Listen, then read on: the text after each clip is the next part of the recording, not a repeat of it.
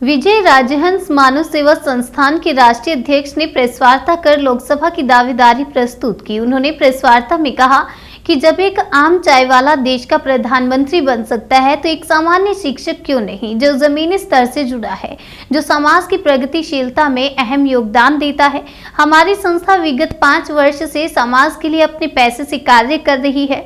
हमारी लोकसभा की दावेदारी इस कारण भी बनती है कि हम एक मध्यम वर्गीय हैं, जो मध्यम वर्ग का सोचते हैं, क्योंकि आज तक जितनी भी सरकार हुई है सबने या तो गरीब वर्ग का सोचा या अमीर का, कोई भी गरीब वर्ग का सोचता नहीं। क्योंकि मैं विगत 20 वर्ष से 20 वर्ष की अवस्था से पड़ा रहा, टेम्पो ई रिक्शा में जाता रहा, तो उनकी मानसिकता को भलीभांति जनता अगर सांसद का चुनाव जीत गया तो मैं इनके बीच में रहूंगा, जिससे इनकी समस्या को जान सके।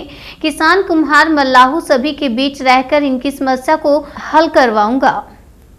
लेकिन हम भाजपा के लिए शुरू से संघ से जुड़े हुए हैं, भाजपा के शुरू से कार्यकर्ता है, तो भाजपा को जिताना हमारा नैतिक करता है। चाहे 2017 का चुनाव हो या 2012, हम हमेशा कोशिश करते, 2014 या 19 का हमने भाजपा को जिताने के लिए भरसक कोशिश की है और भाजपा को वोट बैंक हमारे हाथों में भी है। तो सर, ये 2022 के विधानसभा चुनाव में आपका क्या रोल होगा बनारस के 8 विधानसभा सीटों पर? हम डोर टू डोर कैंपेनिंग कर रहे हैं और हम हर लोगों को मोटिवेट कर रहे हैं कि भाजपा को दे, और हम नागरिकता को जागरूकता करते हैं, क्योंकि हम देश को बांटने की ये नहीं रखते, लेकिन एक समुदाय बढ़ चढ़ के भाग लेता है, तो एक समुदाय को भी बढ़ चढ़ के पिकनिक नहीं मनानी चाहिए। घर से बाहर निकलिए, वोट दीजिए और एक ऐसी स्वस्थ सरकार लाइए जो देश हित के लिए कार्य करती है, जो राष्ट्र प्रेम के लिए कार्य करती है। सर, जैसे कि 2014 में मोदी की सरकार बनी, ठीक है, 2017 में विधानसभा यूपी का हुआ, तो नो डाउट कि मोदी की लहर में 303 आपकी सीट आई 2017 में। हाँ। इस बार आपको क्या उम्मीद है, कितनी सीट आएगी? इस बार हम चाहते तो है कि 300। आपके चाहने से नहीं, आपको क्या उम्मीद है? हमारे उम्मीद है कि हम 300 प्लस जाएंगे।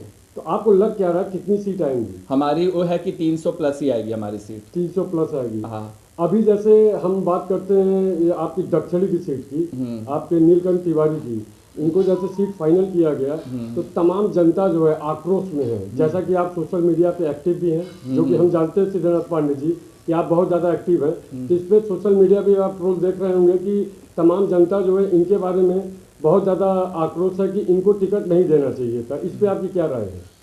हाँ, जनता, देखिए, जनता जनार्दन है। अगर जनता माइन्यूटली बहुत चीज़ों को वॉच करती है तो ये बात सही है, लेकिन क्योंकि कुछ सोच समझ के ही मतलब जो मोदी जी, शाह जी ने और योगी जी ने उनको टिकट दिया, और वो भी संघ से जुड़े हुए हैं और वो भी एक ईमानदारी व्यक्ति है। हाँ, वो थोड़ा जनता के बीच कम गए, जनता के बीच में उनको जाना चाहिए, लेकिन फिर भी हम उनको सपोर्ट करेंगे, क्योंकि देखिए हर एक पार्टी है, क्योंकि हम संघ से जुड़े हैं और 20 साल 25 साल से भाजपा के कार्यकर्ता के रूप में कार्य करते रहे, और भाजपा को जिताने के लिए हमारी हमेशा कोशिश है।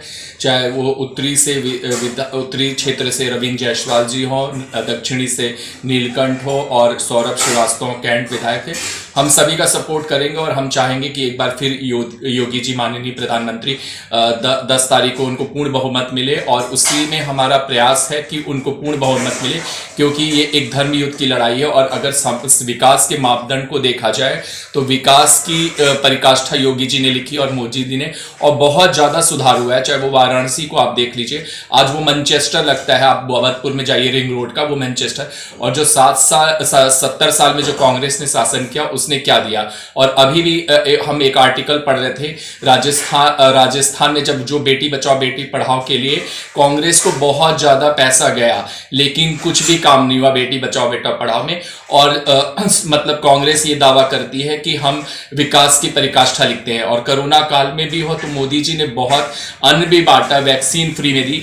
सिंगापुर, मलेशिया में भी वैक्सीन 7,000 रुपए में लगती है, लेकिन वो अभी वैक्सीन फ्री दे रहे हैं। और पेट्रोल का जो रोना लेते हैं कि जब हमारा राष्ट्र में, और अभी हिजाब पे जो इतनी ज्यादा कंट्रोवर्सी हो रही है, तो एक हर धर्म के लिए एक कोट होता है। अगर ये हिंदू पे जब राजा राम मोहन थे, एनी बेसेंट थे, और जो कांग्रेस की गठन हुआ था 1885 में, वो इस बात पे हुआ था कि घूंघट प्रथा को खत्म किया जाए। तो जब घूंघट की प्रथा खत्म हो सकती है तो हिजाब भी खत्म होना चाहिए, इस पे ये नहीं हुआ। और अगर एक जो हेमंत बिस्वा है, जो असम के मुख्यमंत्री है, उन्होंने एक जरा सा स्टेटमेंट दे दिया राहुल गांधी पे, तो सारा विपक्ष टूट पड़ा।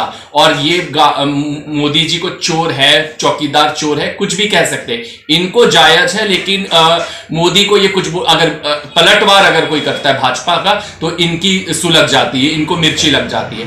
तो हम बस मेरा ये मापदंड है कि हम दक्षिणी में, उत्तरी में और कैंट विधानसभा में भाजपा को परम प्रचंड जीत मिले, और भाजपा की सरकार जो 312 है, हमारा लक्ष्य 325-350 को, उसको हम प्राप्त कर सकें।